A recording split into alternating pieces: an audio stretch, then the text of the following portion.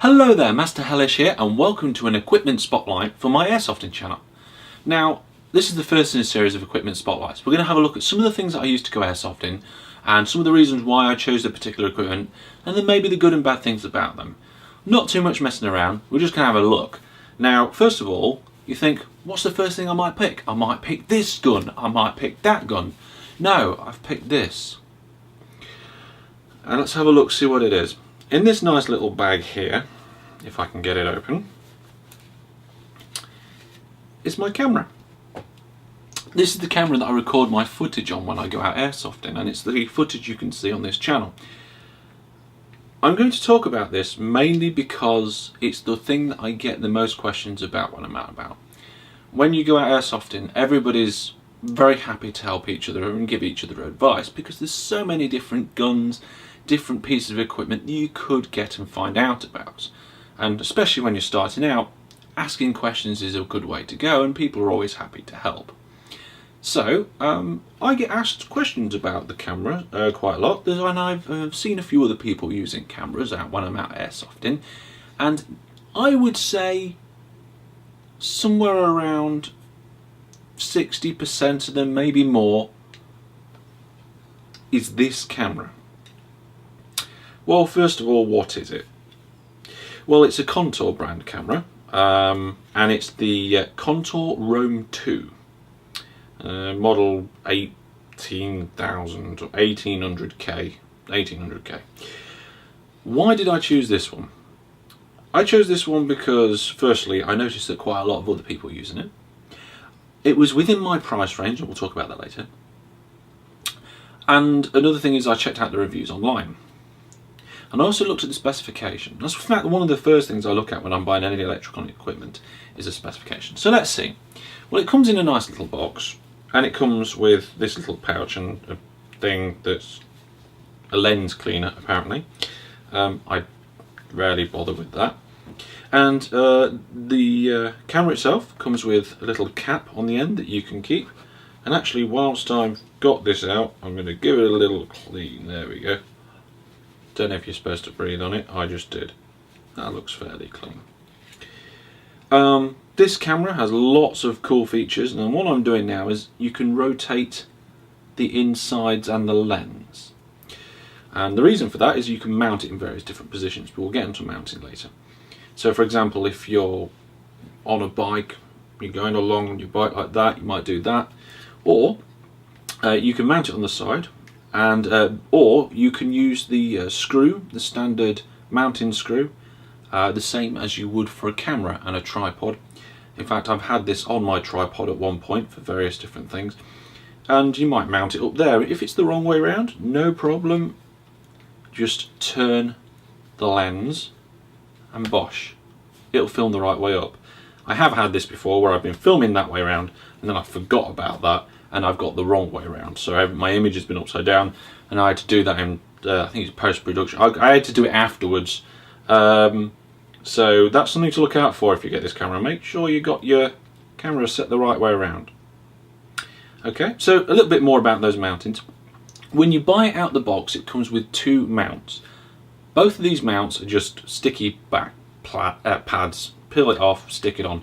I don't know how good they are, I haven't used them. And there's two reasons for that. One is that I'd already decided I wanted a rail mount for my gun, and we'll get onto that in a moment. And the second reason was because I didn't think it looked like it would fix. It didn't really match the kind of use. I mean, I didn't want to stick it to a solid surface and leave it there. You know, I either want it strapped to my head or on my gun, etc.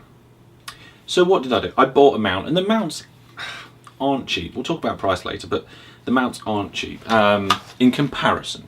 So this here is my P90 airsoft gun.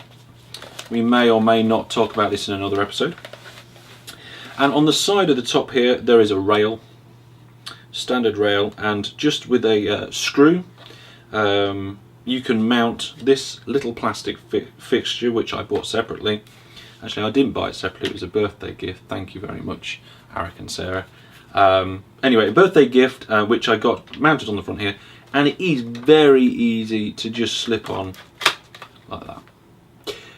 very secure. Obviously the mount isn't going to come off the gun, it's bolted in, and the camera doesn't come off the mount. I've been running around, I've dropped my gun, it is very, very secure. So, and you just press that back and slide it back off. So this mount, if you're planning on attaching your camera to a gun, fantastic. So that's what you get in the pack. That's about the mountings. Price, the mount there, I think that one was around the £20 mark off the internet. I bought this off the internet as well. I got it in the sale, so it's a little bit cheaper. I think I got it around the £120, £130 mark. But you can get it, normal price is about £150 online. Which for a high def camera, which this is not bad, especially considering some of the videos that I've managed to record on it. So how good is the quality? Well, you can see what the quality is like from some of my videos.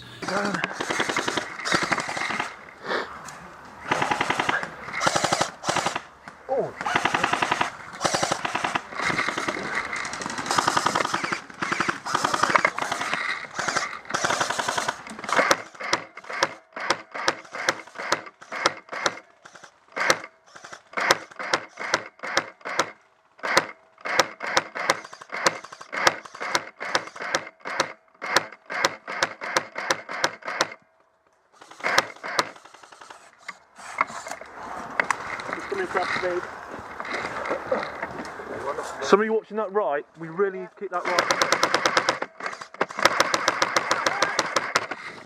So often in my videos I zoom in and the quality does reduce, and I've actually changed the settings, and in my newer videos I'm using full 1080p. Now the reason that I didn't have that on at first is because this camera can actually record at 60 frames per second at 720p. So that's the not full high def but high def setting. If you want to know more about that, there's plenty online about it. When you're recording at 60 frames per second, I thought that'd be really good. You'll be able to see BBs flying all over the place. Yes, you can to a point, but it's still so quick it doesn't matter. I decided change it to 30 frames a second, change it to 1080p. We'll get the higher quality resolution. That way, if I want to zoom in on the image, I can do. It's all good and fine, and that's what that is. It's got a very wide angle. When you're shooting at 720, I think it can go up to 170 degrees view angle. That is fantastic. You do get some bending and lensing on especially closer up items, but you expect that with this sort of camera.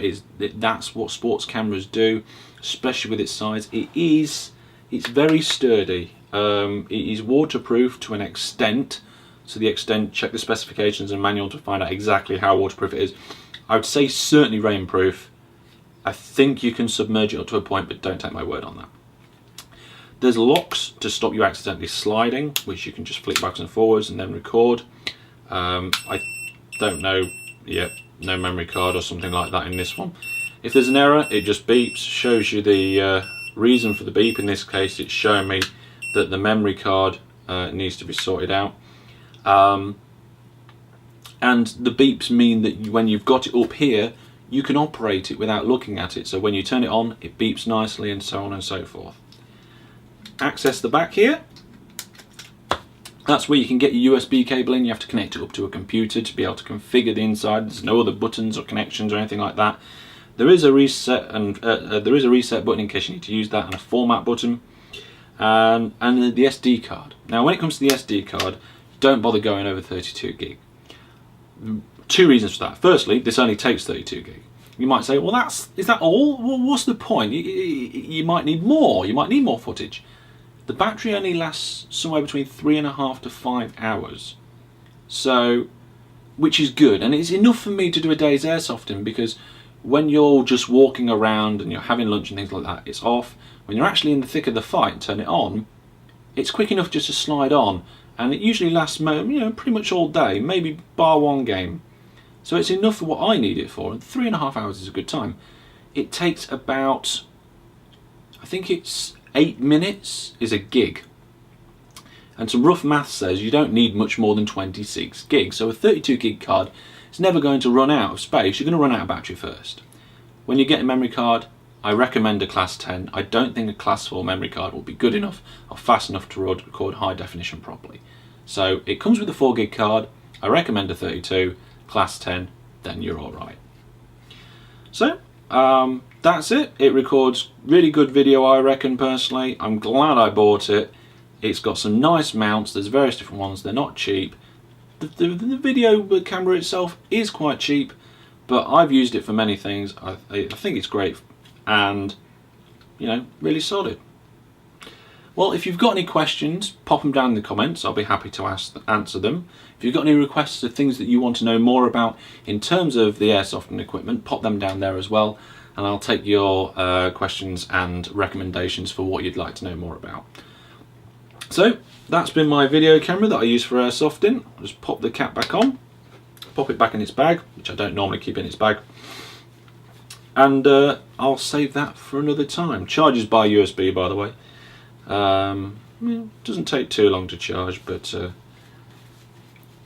really quite nice. Well, there we go. There's an equipment spotlight on my camera. Thank you very much for watching. Hope you've enjoyed the episode. Remember to like it if you liked the episode, and also comment below. Thank you. Goodbye.